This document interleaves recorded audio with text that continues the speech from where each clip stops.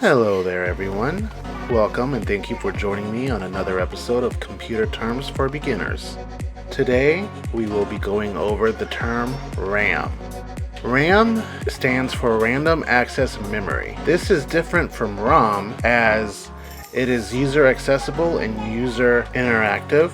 RAM is known as volatile, which means that it will only store data as long as the system has power.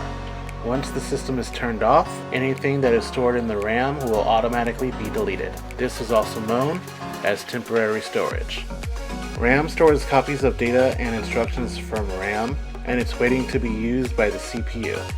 This is a form of computer memory that can be read and changed in any order, typically used to store working data and machine code on a temporary basis for quick access during use of a computer program or software on your computer system or operating system.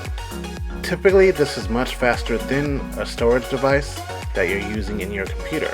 RAM is the main memory in your computer.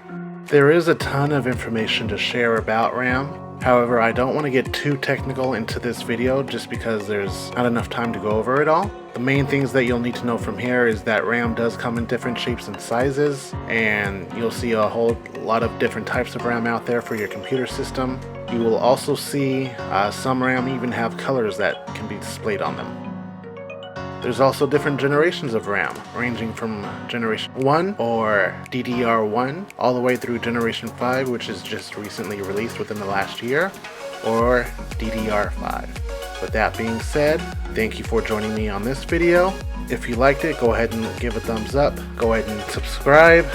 If you want to check out the previous video that I did regarding Term 2 for ROM, go ahead and click on the video to the left. If you want to check out the entire playlist, go ahead and click on the right. Otherwise, I will see you for next week's video for Term 4, Storage.